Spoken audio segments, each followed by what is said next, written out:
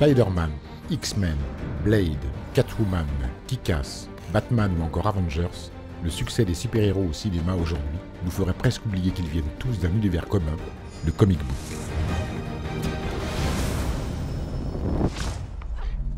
Alors que les films s'approprient le box-office, nous avons voulu revenir sur les origines de ces personnages qui nous font rêver. Aujourd'hui, Aurélien Vives, community manager chez Panini Comics, revient sur la création du plus perturbé des mercenaires, Deadpool.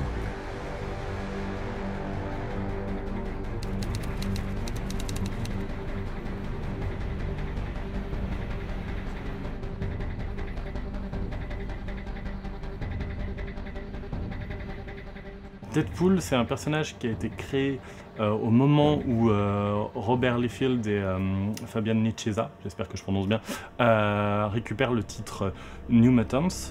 Quand ils récupèrent New Mutants, ils décident de repartir dans une nouvelle direction et de créer X-Force, donc plein de gros flingues, des nouveaux designs, etc. Et parmi les tout premiers méchants qu'ils intègrent, ils créent un personnage de mercenaire qui est un clin d'œil aux mercenaires adversaires des Teen Titans chez DC, Deathstroke. Sachant que le personnage de Deathstroke, son nom de famille c'est Slade Wilson, ils appellent du coup leur nouveau mercenaire Deadpool, ils l'appellent Wade Wilson, en clin d'œil à ça. Kinda lonesome back here. Little help here. Oh. Excuse me. Woo! Dope in there. Cool. Dead. C'est une période où en fait les nouveaux personnages intégrés à l'univers Marvel sont pas si nombreux que ça, ou en tout cas pas si nombreux que ça à s'implanter durablement. Dans ceux qui s'implantent durablement, donc il y a Deadpool qui fait des apparitions régulières dans X-Force, puis commence à faire des guest stars dans Avengers, qui à l'époque ne marche pas très bien, ou des choses comme ça, montrant bien que le personnage a déjà trouvé un peu un public. Ses pouvoirs, c'est cette régénération qui lui a été donnée par le département K, qui est une branche de l'arme X, le même qui a donné ses pouvoirs à Wolverine. Pourquoi? Parce qu'en fait, Wade Wilson a développé un cancer généralisé mortel, il lui reste plus que quelques mois à vivre, et du coup c'est un peu son va-tout, il accepte de devenir un sujet d'expérience pour avoir une chance de s'en sortir. Ça marche, mais par contre c'est vrai que non seulement ça fragmente encore plus son esprit déjà pas forcément hyper clean à la base, et en plus ça lui donne cette apparence qui est assez horrible. Whatever they did to me made me totally indestructible and completely unfuckable. On a un personnage où l'humour va vers le slapstick, va très vite vers quelque chose d'exubérant, de presque proche de Tex Avery, un peu dans une violence qui va beaucoup plus loin que juste le côté parfois violent des comics. Là, on est dans quelque chose qui est volontairement too much. You're probably thinking this was a superhero movie, but that guy in the suit just turned that other guy into a fucking kebab. Surprise! This is a different kind of superhero story. Peu de personnages avant jouaient avec le quatrième mur. Il y avait Howard le canard, la création de Steve Gerber, mais sorti de ça, il n'y en avait pas non plus des masses qui jouaient avec ça. Il y avait aussi Miss Hulk de l'époque John Byrne.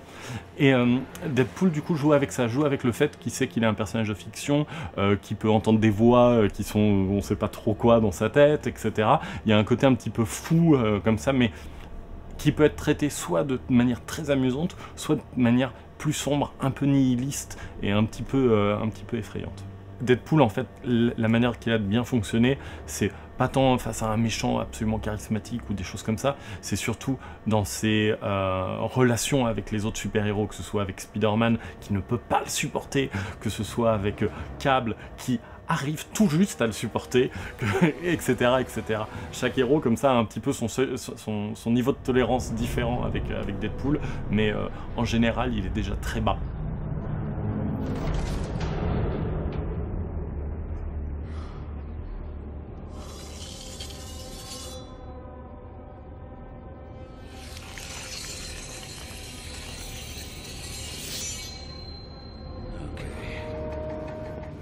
You don't have to do this. All right, maybe you do.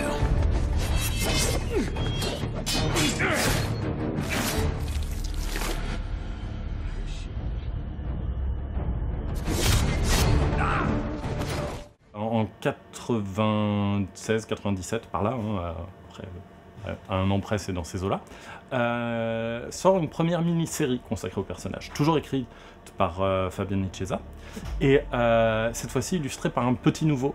Si je me rappelle bien, il a même 17 ans quand il commence à dessiner le premier épisode, Joe Madureira, qui du coup c'est son premier travail chez Marvel, et c'est déjà super bien, super dynamique, avec cette esthétique qui est quand même un petit peu héritée du manga.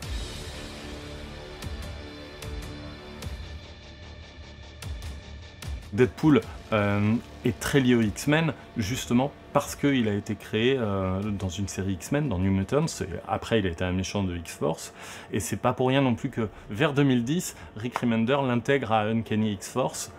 Cette fois-ci, à l'intérieur de l'équipe, c'est justement Wolverine qui l'intègre à l'équipe. C'est une équipe de mercenaires qui doit faire ce que peuvent pas faire les autres équipes X-Men, tuer, ce genre de choses.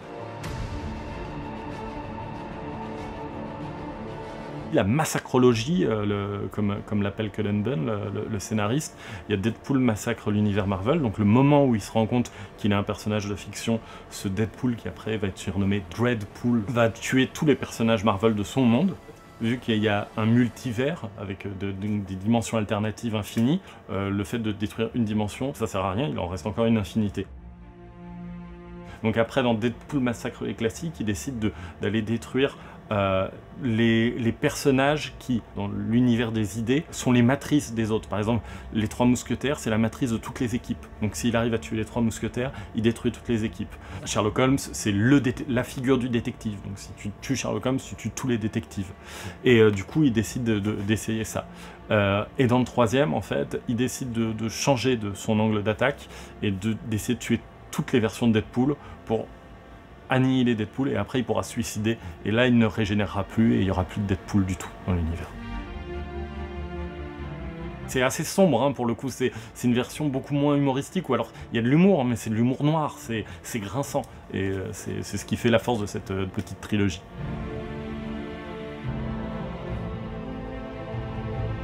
Dans cette série-là, et plus spécifiquement en plus dans ce tome-là, où on le voit d'ailleurs ici, il y a pas mal de liens justement avec ses origines, et justement le fait que Wolverine ait été créé dans l'arme X, mais que en fait Captain America c'est l'arme 1, donc c'était un peu, il y a un lien comme ça. Wolverine et Captain America, qu'il considère comme à peu près tout le monde comme une blague ambulante, parfois utile, souvent dangereux parce que pas très fiable, lors de cette aventure, ils se rendent compte du côté plus humain de Deadpool. Et en fait, il y a un lien qui se crée un peu entre eux, entre autres, entre Captain America et Deadpool. C'est pour ça qu'actuellement, entre les deux personnages, on est arrivé à une situation un peu inédite où Captain America fait confiance à Deadpool. Les deux runs qui pour moi sont centraux, on va dire, sur Deadpool, c'est le fondateur, celui de Joe Kelly et Ed McGuinness, qui crée le casting autour des personnages, alors, on réutilise en tout cas celui des mini-séries précédentes, mais les étoffe, et l'autre c'est l'actuel, c'est celui de deux scénaristes, Gary Dugan et Brian Posehn. Au dessin, on retrouve Declan Shalvey et Tony Moore, qui est celui qui a fait le premier tome de Walking Dead, avec un premier arc qui est vraiment hilarant, avec un nécromancien qui fait revenir les présidents américains en zombies, et pour essayer de sauver l'Amérique, mais en fait c'est quand même des zombies. Le Shield est là, non mais on peut pas envoyer Captain America tuer des présidents américains, c'est pas possible. Et du coup ils engagent Deadpool pour aller tuer les présidents américains zombies, c'est génial. À côté de ça, c'est dans ce même run qu'on a un tome beaucoup plus sombre où on va revenir sur les origines de Deadpool et avec Captain America et Wolverine. Au-delà du côté run, c'est vraiment une histoire qui est extraordinaire. Il n'y a pas vraiment de moment dans l'histoire de Marvel où il y a eu un vide dans Deadpool. Après une deuxième mini-série, il y a eu la première série régulière par Joe Kelly et Ed McGuinness. Et à partir de là, en fait, c'est une publication quasiment ininterrompue. Il y a un moment où les ventes faiblissent un petit peu et où ils font une série où ils rejoignent Cable pour faire des aventures en duo, comme ça, Cable et Deadpool. après ce petit creux, ça réexpose de plus belle. Il y a une série Deadpool, il y a encore câblé Deadpool qui dure à ce moment-là. Il y a une 3e série régulière qui est lancée, qui est Mercenaires Provocateurs. Et il y a des mini-séries à côté encore en parallèle. Donc en fait, globalement, le succès a été constant et n'a pas cessé de s'accroître. Actuellement, en VO, on a la série Deadpool, on a la série Deadpool et Spider-Man, à nouveau par Joe Kelly et Ed McGuinness, donc qui retrouvent le personnage qu'ils avaient lancé dans les années 90 et qui cette fois-ci le mettent en duo avec Spider-Man, ce qui est très drôle au passage. On a une version alternative Gwenpool, on a des one-shots, on a des mini-séries, enfin voilà, ça marche très fort.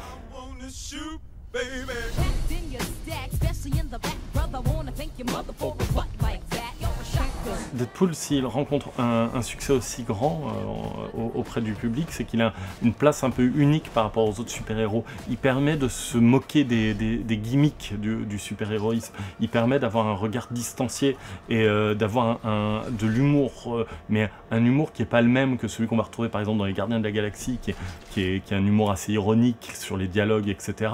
Là, ça va être de l'humour, c'est comme je disais, c'est un peu Tex Avery. Il peut se manger un mur, tomber en morceaux, se reconstituer. On est presque dans le côté cartoon à fond. Et c'est vrai que c'est une place qui est très à part. Surtout que, contrairement à d'autres personnages qui ont ce même type d'humour, comme je disais tout à l'heure, Howard le Canard, on ne le prend pas une seule seconde au sérieux.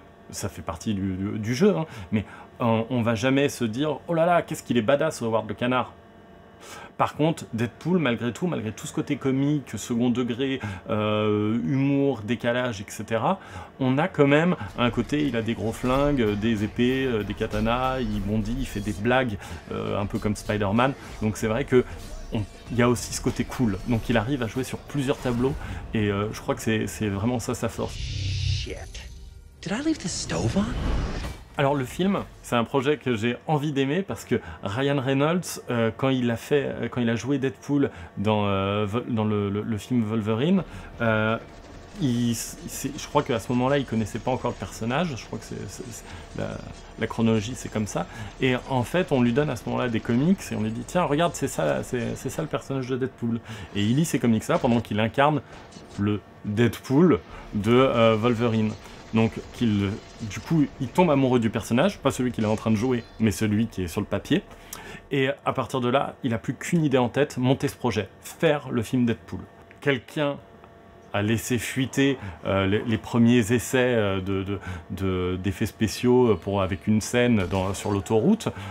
Cette scène, vu le succès qu'elle a remporté sur les internets, derrière, la Fox a fait « Ah oui, en fait, il y a une vraie demande, il y a quelque chose là ». Et c'est comme ça que le projet a pu enfin se concrétiser, et en plus dans la version qu'il souhaitait, c'est-à-dire avec un degré de violence et d'humour crade, etc., vachement élevé a priori de ce qu'on voit dans la bande-annonce.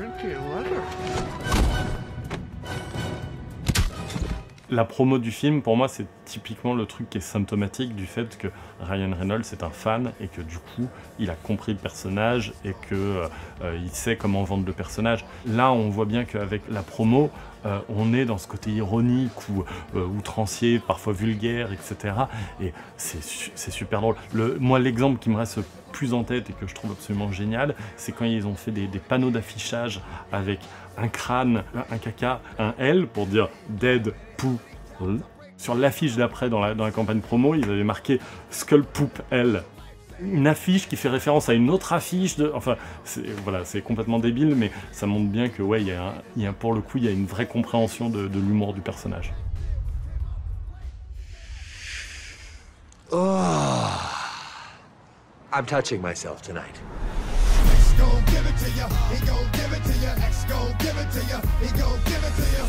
You are haunting. You look like an avocado had sex with an older avocado. Thank you.